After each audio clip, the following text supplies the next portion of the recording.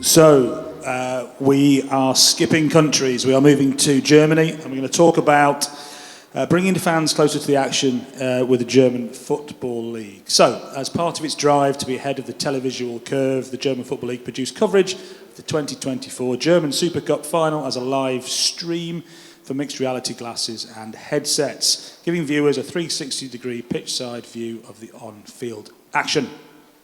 So in this session, we're going to explore how and why they did it. We're going to find out what they learned from the project and a whole bunch more. Joining me to do that are, just direct to my left, Dominik Scholler. Dominik is VP of Product Management and Innovation at the DFL. Unfortunately, Tim Ackberger from Sportcast is unwell. Please get well soon, Tim. But we are fortunate that Jan Deckenbrock has been able to take his place. He is Head of Product Innovation at the DFL. Welcome to you both. Thank you for joining us. Before we talk about the whys and wherefores, could we see a video clip that shows you what the experience was like for fans, please? And if you'd like to see this in actuality, if you go to 9320 Lounge, where you were served coffee earlier, the DFL very kindly have some headsets they brought with us, and they will do a demo for you. I can fully recommend it. It's a really good way of getting a much better idea of what the experience is like. So, Dominik, let's come to you first. This is a very simple question. Why on earth were you doing that? Hello, Will. Hello, everybody. Thanks for having us here. Indeed, a very good question. Innovation is very important for us at Bundesliga. And the reason behind this is because we want to be, or we perceive Bundesliga as its football as it's meant to be, and being close to the game is an important aspect to that. And that's why we constantly invest in innovations and also think about disruptive innovations. And that, in the end, it's all about the customer centricity, right? We don't do innovation just for the sake of innovation, but we want to bring and provide value. And that's why we are thinking about these kind of innovations. Always with the fan in mind, obviously also speaking with our media partners who play an important role in our ecosystem. And that's why we also have decided that we want to look into that topic. Thank you very much. So that's a good enough reason. What about how you did it? So give us an idea of how technically, operationally, rights-wise as well, I guess. How did it come about, and then how did you do it? Jan, do you want to kick us off with that? Hi everyone, and thanks for having us. We had 3 cameras live in the stadium, 1 Kandau prototype and 2 Insta360 cameras. And we had a dedicated network, a dedicated fiber network, where we delivered the signals from the pitch to a VIP room, and then had a live streaming on the Apple Vision Pro with 3 different camera signals where you can select from, and had different camera angles next to the pitch, or for example at the end at the trophy ceremony. Dominik, and moving on from that, so did you have to get a special rights package today to do it? How do you actually get permission, I guess, to do something different? I appreciate that you run the league and you create your own coverage, but how's that organisational element come to pass?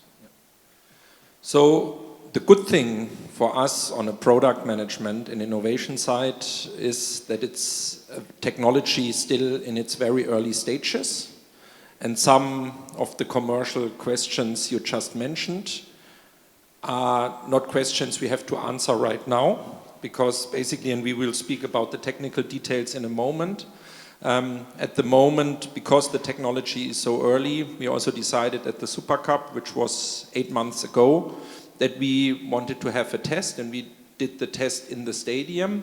So it was only also for an exclusive user group who could try it, but we wanted to do it live. That basically put us in the comfortable position that we could try it out without having like overcomplicated rights discussions. Obviously that is sometimes also the charming element of disruptive innovations. Yeah. let's talk about the technical details then.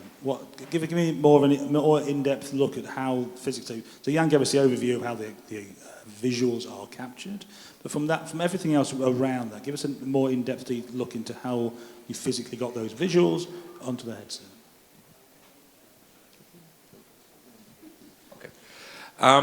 So basically we had, as Jan said, 3 cameras. One was a Candao prototype camera that we used. That was one of the 2 live cameras. We had 2 Insta360 cameras, one of them live, one only produced or used for post-production. We brought basically the signal via a dark fiber to a VIP box in the stadium. All the encoding and so was done there on premise. In the end, and that was one of the challenges, because I said we wanted to do it live, we had basically a bandwidth of 1 terabyte per minute. So that was even bringing the stadium infrastructure to, I would say, almost to a limit. But in the end, we managed to do it. We worked with a 10-bit color range to do that. And the cameras, all of them had basically 8 lenses, where we could then basically provide that 360-degree view. Thank you. Does it fit with a traditional broadcast workflow, or was it completely separate? It was a completely separate production, as Dominik just said, because due to the high amount of data we need, so 1 terabyte of data is a lot, and was very challenging to get this into the VIP room, and therefore it doesn't really fit to the regular production, and this huge amount of data will cause added latency, which would not work for the, let's say, prime production, so currently it's only a separate production that you can do. Conceivably, in the future, could it be dovetailed better? Could it be combined with a traditional flat, we call it, workflow? Probably, hopefully. Our service provider we are working with is currently working on their own camera system, which is, let's say, a bit more modular, and then, of course, ideally, you can combine these 2 productions to be more cost effective, because it's a huge amount of costs to do that production with special cameras that needed data. Thank you. If I can maybe add to that, I mean, we spoke about the technical challenges, right? So if we overcome that, especially speaking about latency and so on, I agree. I think there is definitely the possibility, and also like for future tests, we are already thinking if we can maybe share camera positions. So if I think about, for example, on the center low camera in the stadium, which is usually then on an orbiter, right? Why not put that camera on top and basically share the same position? Because this, for example, is also a very attractive position for immersive reality. What would you say you've learned from doing this, both in terms of the physically getting the pictures out, but also the reactions that the, we'll call them viewers, users had? Yeah. So first part of that question, what do you think you've learned from the process? What do you know now that you didn't know before you did this? I think perspective is key. So you need a good camera perspective, because if you compare football to other sports like basketball or tennis, which has a smaller field to cover. Football is really huge and has a wide field, and so you need to find good camera angles, and you need to have new camera angles, because you want to get the viewer as close as possible to the match. So you can't have a camera in the stands; it has to be next to the pitch, and so this is something we are just thinking for the next test, how we can get even closer to the match and closer to the pitch and closer to the players and the head coaches, for example, which is very interesting for viewers. That is interesting.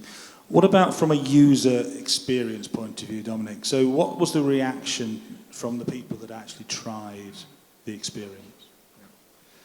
I would assume probably also everyone in the audience who had the chance, I don't know, in the past 10 years to try immersive reality, also the very early version of head-mounted displays, like with not the best resolution. People often told us like they got seasick, they only were wearing these devices like for a few minutes. I think we can definitely say that the newest generation of devices, like also mentioning Apple Vision Pro, but there is also other companies in the market, that's definitely a new level of quality. And if you speak about the resolution, like the whole UI, UX that is behind it, where you can definitely develop the vision that this is going in the right direction, and also with the possibility to create further very interesting, maybe also behind the scenes use cases, which I think provide a lot of benefit to that. Yeah. Thank you. As regular attendees of SVG events will know, I like to get in my time machine from time to time. Stereo 3D is something we all went through, and a lot of pain from that. One of the things that stopped that becoming mainstream wasn't just the technology, it was a cultural thing. People don't actually necessarily like wearing headsets. Do you feel that we're now at a stage where, as we get older and the new generation comes through, that actually that barrier is starting to be broken down? So people won't mind so much the idea of having to put a headset on? I think there is a way to go. Currently, the devices are still too heavy, too big, and hard to imagine to wear it for 120 minutes. But I think the next generation will be lighter, will be easier to wear, will be easier to handle. And as Dominik said, we used the Apple Vision Pro because back then it was the best available device on the market. But maybe this will change, and we are technology neutral, so interested to test other devices, and hopefully it will be lighter, it will be easier, and then I think it has a real chance to be a next step and to be valuable for football production. Thank you. Let's move forward. What's happening next? Where's this project going next? So we definitely decided that we want to continue with the test series. So we had the Supercup test. We are now preparing the next test, which will happen in the mid of April. We are working together there with one of the Bundesliga clubs, VfB Stuttgart. They showed high interest. They had definitely the privilege that they played Supercup this year, so they could basically experience firsthand. And afterwards, they approached us and said, well, we would be very keen to look into that topic together with you as a league. So we are currently preparing the next live test, but, and I think this becomes then very interesting, the club is opening the doors for us so that we can also go behind the scenes, basically in the locker room areas and in the interview areas, and also providing their perspectives that as a normal fan, you normally don't have the possibility to go there and to experience it. And I think if you take these two elements together, that you can follow the live game, but then also at the same time get insights that you normally don't get, I think then it's becoming really attractive. Thank you. And Jan, you mentioned this, but again, just to reiterate, what things do you have to overcome for the next stage? I think you mentioned perspective, for example. What else do you need to, what other challenges are there still to solve for this? You definitely need the buy-in from the clubs. Yeah. So this is something we've learned, because without the interest and the buy-in from, let's say, VfB Stuttgart, for example, you don't get that close to the players, to the changing rooms, to the inside areas, inside the stadium. So next test will be, again, that's closed shop inside the stadium, but of course, then the next step would be, okay, how we can manage to get the signal out of the stadium, outside the stadium, so that you can sit here, use the glasses and get a good signal, a stable signal. Thank you. We actually have a question. I know that seems unique. Is there any chance, Rux, you wouldn't be able to run down the far end with a microphone for me? If you could let us know your name and organisation, that would be much appreciated, so we can give it some context. Always useful to get context with questions. Thank you. Hi, Simon Chagwin, BBC Technology. Just the first session today was around sustainability in broadcast at live events, and an awful lot of the themes there were around reducing overall the footprint of broadcasting on things and cooperation and minimal amounts of equipment on site. How does IR in any way square with that as a way to go forward? Adding another workflow with another set of cameras and massive data demands into the whole thing, or doesn't it? Dominik, I think this is probably a question for you. I think a very good question, and definitely I think you mentioned already some points. The other point where we are coming from is, and we believe Bundesliga is for everyone, and we know, Bundesliga has, we know, roughly more than 1 billion fans worldwide, and only a minority of them can actually or have the possibility to go to a football stadium and experience that firsthand. And if they do so, they basically have to fly in somewhere from around the world. And I believe that if we develop that technology further, we can provide additional use cases that currently don't exist, where fans then will also have the chance to experience Bundesliga firsthand. And if I think about a stadium like Borussia Dortmund, 80,000 capacities, 25,000 on the yellow wall, always sold out, for a normal person almost impossible to buy a ticket there. But with these kind of technology, we can basically provide that experience to more and more people, both in Germany but also around the world. Yeah. So are you saying there's a trade-off? So although on a sustainability level, you are increasing power usage, you're increasing people movement, but your trade-off is actually from a DFL perspective, you're able to bring more people without them moving to the stadium. Yeah. Hope that answers your question.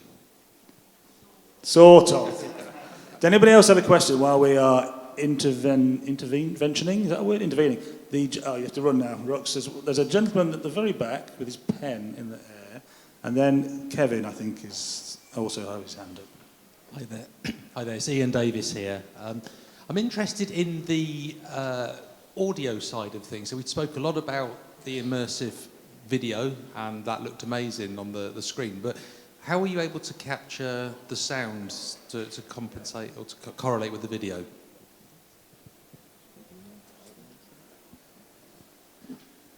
So sound is actually a very important topic. To be honest, at Supercup, our focus was on video because that was challenging enough. However, for the next tests, we will definitely put a stronger focus on audio, because also with all the research we did so far and the conversations we had before the tests, but also the evaluation afterwards, I would say, speaking about immersive reality experiences, 60% is video and 40% is audio. So you can already see with that audio is a very relevant part of it. And thinking about options like 3D sound, Dolby Atmos, whatever, I think is definitely something very interesting to have part of that basically production concept. Yeah. Thank you. Kevin Fitzgerald is the microphone, I believe. Thank you, Will. I'd like to ask a question about what I think is the very large white elephant standing in that corner of the room over there, right? Which is the fact that these headsets are extremely expensive. Apple have actually discontinued their Mark 1, and they're not going to issue a new one until late 2026, by my understanding. I mean, is this actually a real market? Is there people who's going to invest $2,500 to $3,000 in a headset? The technology is wonderful, but please don't get me wrong. This is a real challenge for us all. 3D failed, well, whatever. Is this going to work? I think a very good question, and probably a question all of us has asked ourselves at some point. So if you ask me personally, I totally believe there is a market for immersive experiences. So if you look, for example, also what's happening in the US, where you have the Sphere in Las Vegas, where you have Cosm sports bars and so on, and where you see that there is a high demand for it, I totally believe that fans have a willingness to join and pay for immersive experiences. The how and what is in the end the technology that is done, I agree with you, it's hard to answer right now. It's also for us, for us sitting here, we can't predict the future. So we don't know where the market will be, I don't know, in 2, 5 or 10 years' time. Our answer to that is that we think that something has value, and we believe it's also providing value to our media partners and fans. We want to test it, and we also want to test it at a very early stage so that we know that that is becoming a thing, that we are ready to do it. And that's why we have done that test also at a very early stage. That's why we also continue it. But there is questions, and I think in the end only the market can answer it, right? The manufacturers of these devices, in the end, the fans who have to buy them. And this is something where we also have to see where the thing is evolving to. Yeah. Thank you, Dominik. I can recommend, and Kevin, maybe this is something that you could do as well, try it yourself downstairs in the networking area. Go and see the DFL, go and put the headset on, see if it's something that would work and you enjoy it, give your own feedback on it. So that is available to anybody here during the networking break, and they'll be there for the rest of the afternoon. We're nearly out of time. Just very, very quickly, have you tried other immersive experiences? Have you trialed, other immersive experiences that aren't involving headsets? If you could quickly give us a quick... Sorry, again? Have you tried any immersive experiences that don't involve headset? One of Kevin's points was the headset is very expensive, being discontinued. Are you trying other types of immersive experience? And if so, what? Currently, we are testing on these devices, and we did different tests there, so with other kind of data before, using limb tracking data, which is, again, I think an interesting feature for the future to add there. But yeah, this is the main focus currently. Thanks very much. Right, we are out of time. Please can you join me in thanking Jan and Dominik for their time today. Thank you. Thank you. Thank you.